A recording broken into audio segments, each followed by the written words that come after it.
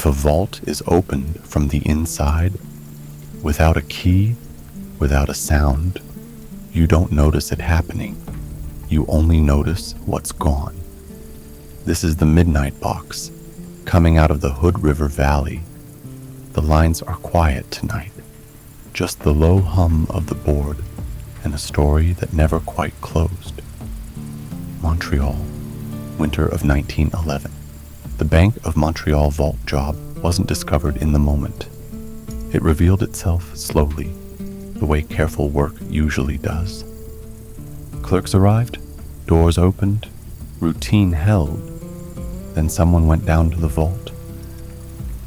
There are crimes that rely on speed. This wasn't one of them. This one relied on time. The men who planned it did not approach the bank as customers, or even as intruders in the usual sense. They approached it as a structure, something that could be studied, measured, understood from the outside in, and then from below. Investigators later determined that the entry had been made through a tunnel, cut from a neighboring property. Not a crude shaft, not a desperate dig. This was controlled work. Timber supports placed where needed. Direction maintained carefully enough to intersect not just the building, but the vault itself. That detail matters. They didn't break into the bank and then find the vault. They found the vault first and built their way to it. Think about what that requires. Knowledge of the building's foundation, an estimate of distance and depth, the patience to dig without being heard, and the discipline to stop when you're close enough. Because once you breach the floor, you only get one chance to do it quietly. Inside the vault, there was no sign of panic, no hurried search. Boxes were opened with intention. Not all of them. That's the part that lingered with investigators. The selection suggested either prior knowledge or a clear idea of what would be worth the effort. At the time, safety deposit boxes weren't cataloged the way modern systems would require. The bank provided the space. The contents remained private. That meant the thieves were working in partial darkness, unless someone had already told them where to look. And that question, whether they had help, never went away. What was taken included cash, negotiable securities, and personal valuables. Bonds, documents, items that could be converted or disappear into private hands without much trace. The total value was estimated in the hundreds of thousands of dollars. But even the bank couldn't say for certain what had been removed.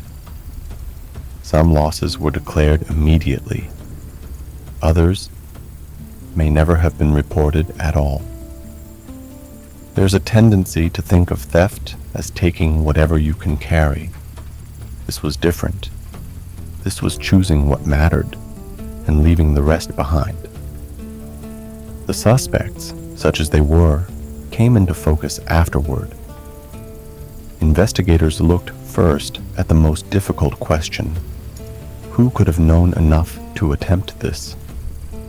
The tunnel itself suggested laborers, men accustomed to underground work, possibly miners, possibly tradesmen who understood how to brace a passage and maintain direction over distance. But the precision of the entry and the selectivity inside the vault pointed elsewhere. There was discussion, never fully proven, of inside knowledge. Not necessarily a bank officer, but someone familiar with the vault's layout, its position relative to neighboring buildings, its routines, its protections. Someone who could say, if you come in from here, you'll find what you're looking for. Names surfaced, individuals questioned.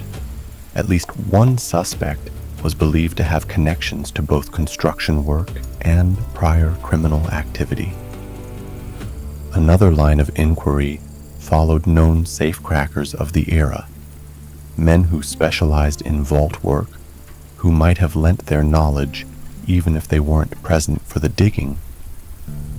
But nothing held. No confession, no recovery of goods that could be tied back with certainty, no evidence strong enough to carry through to conviction. And then there's the question underneath it all. Why go through that much effort? Because this wasn't opportunity. This was investment. Weeks of labor. Risk carried quietly, day after day, with no guarantee that the vault would yield anything worth the time. Unless they already believed it would. That's the part that never resolved. Whether they were searching broadly or arriving with purpose, whether they opened boxes at random or knew in advance which ones would justify the tunnel. When they were finished, they left the way they came. No confrontation, no witnesses, no moment where the crime revealed itself. Just a sealed building with a hollow beneath it, and a vault that had already been emptied by the time anyone thought to look. No answers came after. The case remained open long enough for interest to fade, and for the men responsible, whoever they were, to become part of the record without names attached. That's the thing about work done in silence. If it's done well enough, it doesn't leave much behind. We'll take a short break here. This has been Vesper Klein, and you have been listening to The Midnight Box here on Once Upon the Dark.